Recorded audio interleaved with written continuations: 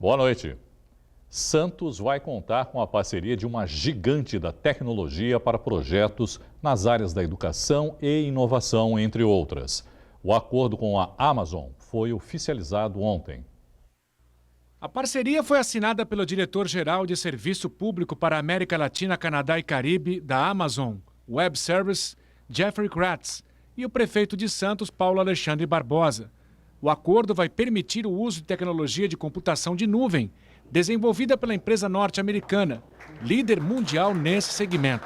Serão desenvolvidos programas voltados a alunos, professores e pesquisadores de instituições conveniadas ao Parque Tecnológico, que deve ser inaugurado no fim do ano. A escolha da cidade para realizar essa parceria mostra que as políticas públicas que aqui estão sendo desenvolvidas estão no caminho certo e que agora com essa parceria vão evoluir cada vez mais. Então nós vamos ter a possibilidade de avançar na área da educação, né? Vamos ter a possibilidade, a inovação através do Parque Tecnológico. Nosso projeto de construir o Parque Tecnológico está sendo concluído. Nós teremos aí a conclusão do Parque Tecnológico já no final deste ano, para que ele possa funcionar no início do próximo ano. E já dentro do planejamento estratégico de ocupar o parque, de viabilizar parcerias, nós estamos dando esse primeiro passo com uma empresa do porte da Amazon. Investimento em inovação, estímulo às startups, investimento na nossa incubadora do Parque Tecnológico. O prefeito Paulo Alexandre Barbosa destaca que outros setores da prefeitura também devem ser beneficiados com a parceria com a AWS. Entre eles, a segurança, que conta com monitoramento de 1.200 câmeras. E a nossa expectativa é que essa seja a primeira de muitas outras parcerias que nós vamos celebrar com o grupo. A tecnologia é uma ferramenta indispensável. Antes era um diferencial, hoje é imprescindível no processo de formação. E nós estamos investindo em novas tecnologias para melhorar a vida das pessoas nas principais áreas aqui na cidade. Na saúde, né? Na educação, com os ambientes tecnológicos, né? Com as estudiotecas em todas as escolas municipais, dentro do projeto Escolas que Inovam. Na segurança pública, com as mais de 1.200 câmeras instaladas na cidade, com o CCO, que está sendo implantado, o Centro de Controle Operacional, que vai ser concluído também no final deste ano. E a tecnologia em nuvem também, que a Amazon vai disponibilizar ao município, vai ser muito importante, inclusive para armazenamento de imagens, por exemplo, que são fundamentais na área de segurança pública. Esse é um dos diversos exemplos onde essa parceria vai funcionar em benefício da população, em benefício da melhoria da qualidade de vida das pessoas. Jeffrey Kratz se mostrou empolgado com a parceria com o Santos e a possibilidade de ajudar na preparação de futuras gerações de profissionais. O acordo que anunciamos hoje é resultado de uma maravilhosa colaboração com a administração municipal para trazer tecnologia de aprendizado a educadores e também para o Parque Tecnológico. Vamos desenvolver uma enorme variedade de seminários e cursos, tudo para ajudar a ensinar os fundamentos da computação em nuvem, o uso da internet das coisas, inteligência artificial e mais, para startups, estudantes, educadores, empresas e, claro, para o governo municipal. Startups, to students, educators, enterprises and of course government. A AWS também vai participar do Festival Geek de Santos, marcado para novembro. É um evento de cultura pop sobre o universo dos jogos, animes, mídias sociais, entre outros. A Amazon faz todo ano um ranking das cidades mais nerds e geeks do país e Santos apareceu algumas vezes no ranking, apareceu essa vez em 4ª colocação. Então já existia esse casamento entre a Amazon e Santos, hoje foi a assinatura dessa grande parceria, né? A Amazon vai ajudar com conteúdo, com profissionais, com o seu nome, e vai fazer que hoje o Santos Criativa Festival Geek já é um evento com repercussão nacional, já é o maior do seu segmento gratuito do país. Agora que é nacional, agora com a parceria da Amazon vira uma parceria internacional. Então a repercussão do evento, além de toda a parte de conteúdo, a Amazon vai colocar o Festival Geek a nível internacional. O diretor da Amazon, Jeff Kratz, falou mais sobre a parceria com a cidade de Santos. Veja os principais pontos. A nuvem é o novo padrão, é parte das nossas vidas e é onde os governos veem a oportunidade para criar novas vagas de trabalho e também para preparar as novas gerações para o mercado de trabalho.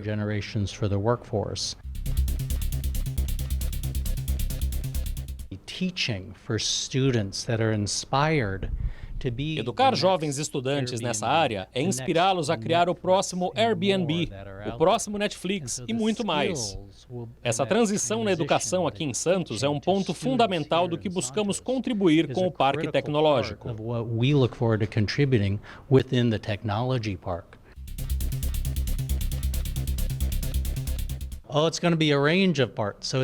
A parceria vai da educação básica até os cursos superiores. Entender computação em nuvem, criar websites por menos do preço de um cafezinho, e aplicativos, e até inteligência artificial.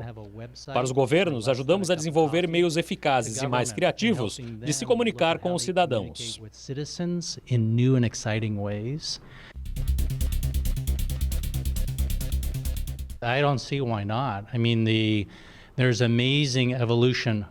Não vejo por que não. Há uma evolução maravilhosa na área da tecnologia em saúde. Aplicativos como o FEED, por exemplo, que ajudam no diagnóstico remoto de mais de 5 milhões de pessoas por ano. A tecnologia pode nos ajudar a trazer os melhores especialistas remotamente aos hospitais da cidade. Specialists from around the globe and more, and I see no reason why we can't look at healthcare.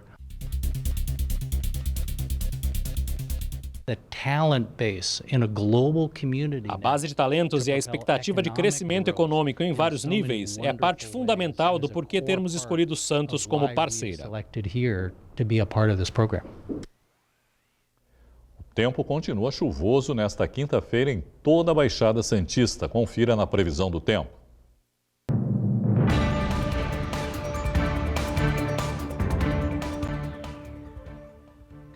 Em Santos, o tempo permanece encoberto e com chuva a qualquer hora do dia. As temperaturas caem um pouco e devem variar entre os 16 e os 21 graus. Em Guarujá, também chove bastante nesta sexta-feira. A mínima será de 16 e a máxima de 21. Cubatão tem as mesmas temperaturas, entre os 16 e os 21 graus, e o céu fica encoberto e com chuva durante todo o período. Muita chuva em São Vicente e temperaturas com pouca variação, entre 16 e 21 graus. Em Praia Grande chove bastante. A mínima também é 16 e a máxima 21. Em Mongaguá, tempo ainda mais frio, com mínima de 15 graus. A máxima será de 21 e pode chover ao longo de todo o dia. Cultura da melhor qualidade por R$ 5,00. Sábado, uma verdadeira biblioteca flutuante vai atracar no Porto de Santos. A chegada do navio biblioteca foi anunciada em entrevista coletiva na Prefeitura de Santos. O Logos Hope é a maior livraria flutuante do mundo. São 5.000 títulos. A embarcação já passou por 1.400 portos em 150 países. A última passagem por aqui foi há 20 anos. A nova visita ao Porto de Santos começa no próximo dia 24. Uma grande oportunidade para o santista e todo o pessoal da região aqui poder conhecer outras culturas. Eles são de 65 nacionalidades diferentes, dão um grande exemplo de respeito, né, às diferenças, e que a gente pode agora conhecer um pouquinho melhor durante esse período, né? Não só o apoio à livraria, como também a todo esse processo de conhecimento. Além da livraria, vários eventos culturais acontecem no navio. Para o visitante, é a oportunidade para trocar experiências com gente de todo o mundo. Secretário, a gente percebeu que o senhor está especialmente feliz com a chegada desse navio, né? Por quê? Tem uma história aí? Tem uma história, tem uma experiência com a primeira vez que o navio esteve aqui, em 1979, eu era um menino, um adolescente ainda, e essa experiência internacional mudou bastante a minha vida, a minha visão de ajuda humanitária e uma série de consequências de opções a respeito disso também. Ainda nesta edição, você vai ver como foi a pré-estreia do filme O Amor Dá Trabalho, que teve a presença da atriz Flávia Alessandra no Cine Rocks. E depois do intervalo tem a análise política com Fernando Chagas. Até já. Ainda não é oficial, mas a Codesp pode fazer parte de uma lista com 17 empresas estatais que devem ser privatizadas pelo governo federal. A Companhia Docas do Estado de São Paulo assumiu o porto em 1980. Substituiu a antiga Companhia Docas de Santos. Em 1997, com a promulgação da Lei dos Portos, deixou de exercer as operações de carga e descarga e assumiu o papel de administradora do Cais Santista, denominada Autoridade Portuária. A companhia, vinculada ao Ministério da Infraestrutura, administra o maior complexo portuário da América Latina, que movimenta cargas de todos os estados brasileiros. É o principal exportador de açúcar, suco de laranja e café em grãos do mundo. Destaque também para a movimentação de soja, milho, álcool, automóveis e outros produtos industrializados.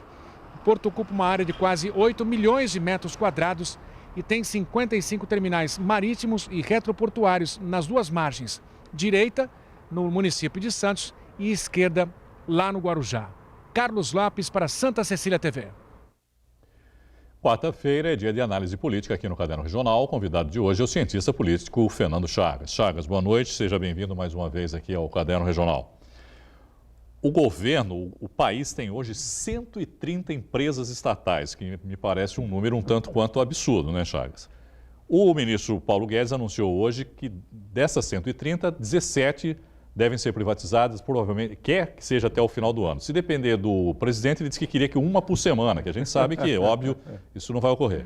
É um primeiro passo de uma longa caminhada, essas 17 entre as 130? Antes de mais nada, boa noite aos telespectadores. É uma longa caminhada. Primeiro tem o aspecto jurídico.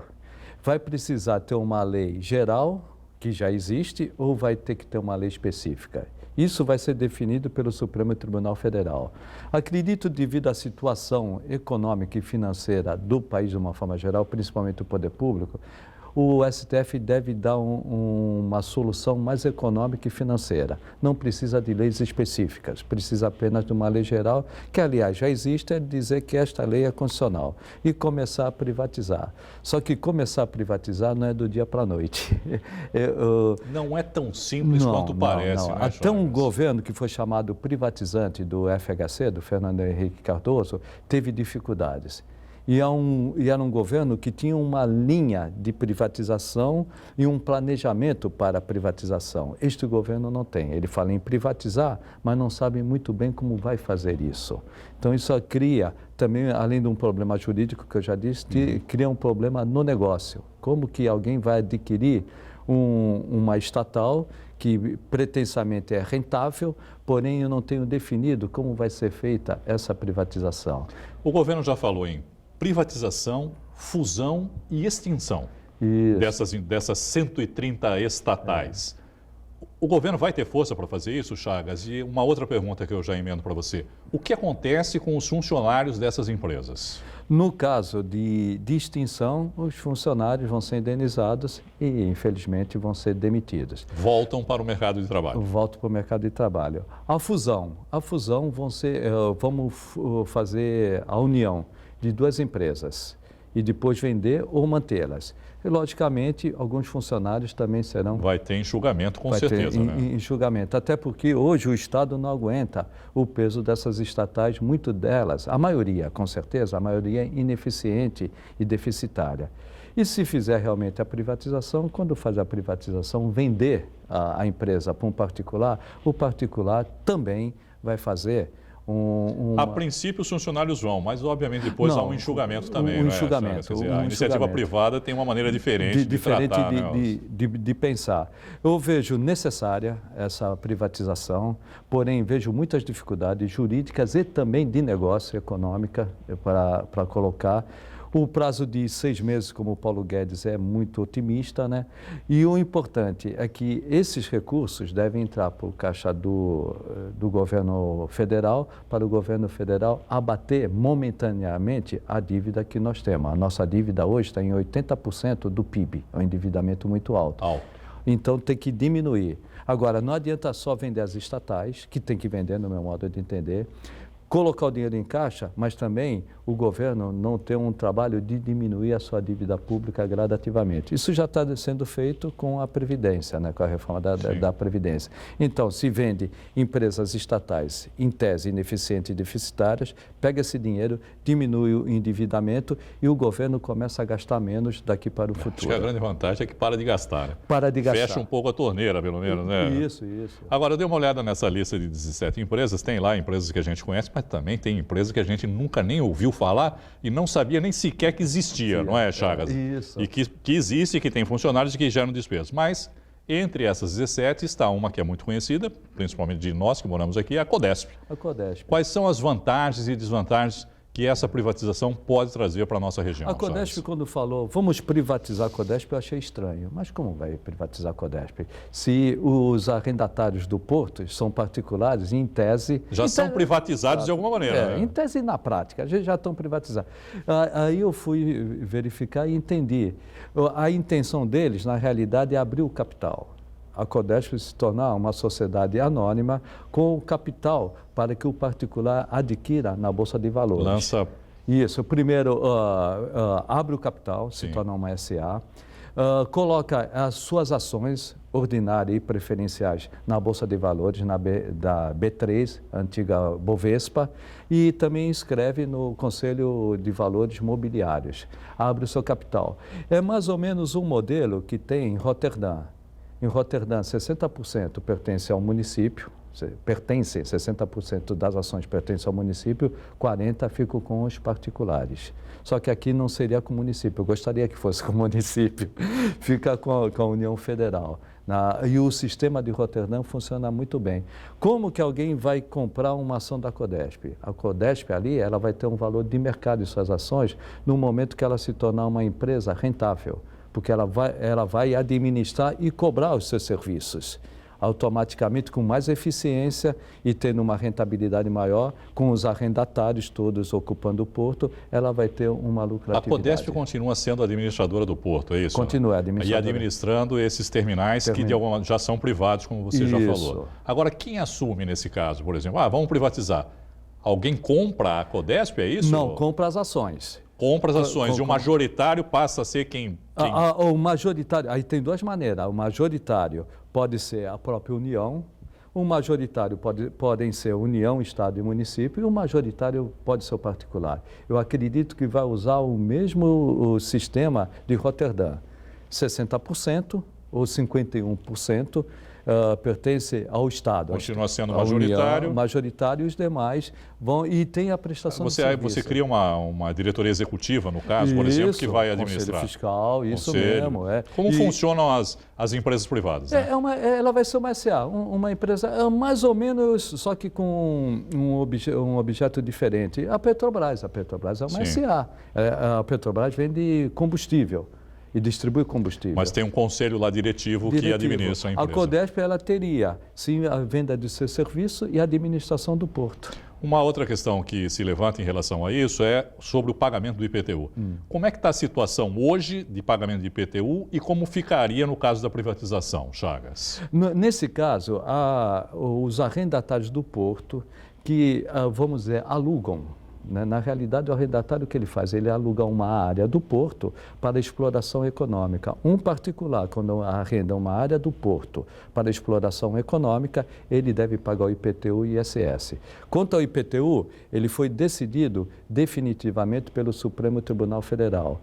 O que os arrendatários alegavam? Nós temos a imunidade porque nós, na realidade, somos um locatário de uma área da União. E a União, o governo federal, ela é imune. O que é imune? Eu não posso... O município não pode cobrar o IPTU de uma área federal.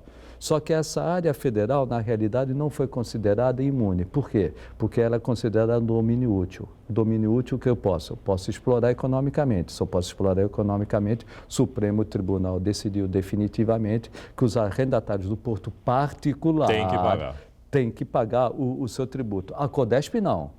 Codesp é uma prestadora de serviço, portanto, ela pertence à União, presta serviço, ela não explora uma atividade econômica, ela está imune, sintetizando, ela está isenta por uma determinação constitucional de não pagar o IPTU. Mudando de assunto e para a gente encerrar, Chagas, hoje a hashtag #PrayForAmazonas está entre os assuntos mais comentados no Twitter em todo o mundo, inclusive chegou a ocupar o primeiro lugar, com centenas e milhares de publicações sobre o tema. O quanto essa questão ambiental e que tem chamado muita atenção, né? A Noruega diz que já não vai mandar mais dinheiro, a Alemanha diz que não vai mandar mais dinheiro e aí, por aí vai. De que forma isso impacta ainda mais negativamente na imagem do país e na questão justamente de investimentos? O problema todo, um presidente, rapidamente, ele precisa respeitar a Constituição, precisa respeitar as instituições e precisa respeitar a soberania dos outros países. Quando entra em confronto com a Constituição, com as instituições nacionais e contra a soberania dos outros países, isso cria naturalmente uma imagem negativa. E quando você mexe hoje no meio ambiente, o meio ambiente para a Europa, no passado, poderia ser algo que não tinha a menor importância. Hoje, para o mundo inteiro e para a Europa, até para o chinês tem importância. No momento que o Brasil não respeita os acordos de meio ambiente, o Brasil vai perder com toda certeza. Já ameaçou sair do Acordo de Paris, né? Se sair do Acordo de Paris, pior. Mas hoje o que mais está afetando é o desmatamento da Amazônia. Se grande ou pequeno, não faz mal. Se o europeu ele percebe que está havendo um desmatamento, o que ele vai fazer? Eu não vou comprar produtos brasileiros e pior, eu não vou comprar commodities, eu não vou comprar produtos agropecuária do Brasil. A agropecuária, o agronegócio do Brasil, se continuar nessa passada de você agredir o meio ambiente, nós vamos perder um mercado internacional muito grande. Hoje o europeu e de uma forma geral, o mundo... Você desmata, aumenta o agronegócio com pastagens, por exemplo, aumenta a produção, mas por outro lado vai perder, né, na exportação desse produto. Quem vai ganhar com isso? É o próprio europeu. E mais grave, se nós continuarmos nessa passada, nós vamos perder o acordo União Europeia com o Mercosul. Porque hoje não pode haver um acordo dessa natureza se não respeitarmos o meio ambiente. Isso vai dar assunto para outro programa, viu, Chagas? Isso. Porque com a eleição lá na Argentina também... Outro problema. Já estão dizendo que vão sair do Mercosul e por aí vai. Mas isso fica para outro dia. Obrigado, viu, Chagas? Um abraço. Um ataque ao Instituto Estadual Educacional Assis Chateaubriand, em Charqueadas, na região metropolitana de Porto Alegre, deixou pelo menos 6 alunos e uma professora feridos hoje. Detalhes sobre esse caso no Brasil em 1 minuto.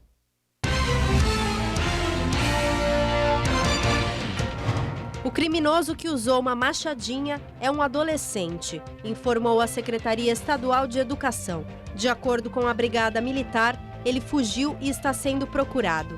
As vítimas não tiveram ferimentos graves e foram encaminhadas ao hospital local. O adolescente, que não seria aluno da instituição, também usou um coquetel Molotov no ataque. A Justiça determinou que o ex-ministro Guido Mantega coloque tornozeleira eletrônica. Ele também será obrigado a entregar o passaporte, teve 50 milhões de reais em bens bloqueados e está proibido de movimentar as contas que mantém no exterior. O Ministério Público Federal chegou a pedir a prisão preventiva de Mantega, mas teve o pedido negado pela Justiça. A NASA divulgou nesta semana várias imagens de satélite que mostram uma densa camada de fumaça sobre os estados de Rondônia e Amazonas. Segundo a agência do governo dos Estados Unidos, a fumaça acinzentada no mapa é resultado das queimadas que atingem a região amazônica desde o fim de julho. Até a cidade de São Paulo, a 2,2 mil quilômetros de Rondônia, foi afetada pela fumaça dos incêndios florestais, segundo especialistas. Análises realizadas na terça-feira confirmaram a presença de partículas de queimadas na chuva que caiu na cidade. E a gente termina essa edição com a estreia de uma comédia que teve pré-estreia ontem em Santos, com direito a bate-papo com o diretor e com a estrela do filme, a atriz Flávia Alessandra. Antes da exibição do filme, a atriz conversou com o público. Ai, que delícia!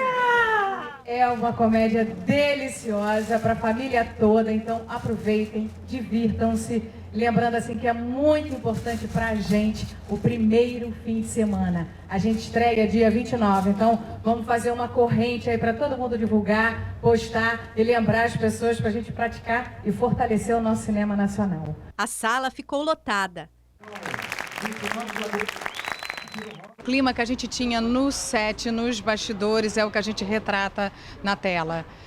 Foi uma sintonia muito gostosa. Eu, infelizmente, não tive a honra de gravar com várias participações especiais, que é a Sala dos Deuses, que são aí grandes comediantes. Eu não estava nesse dia da filmagem, mas eu dividi a cena com outros grandes atores, Hassum, Bruno Garcia, Monique Alfradique, e foi muito bacana.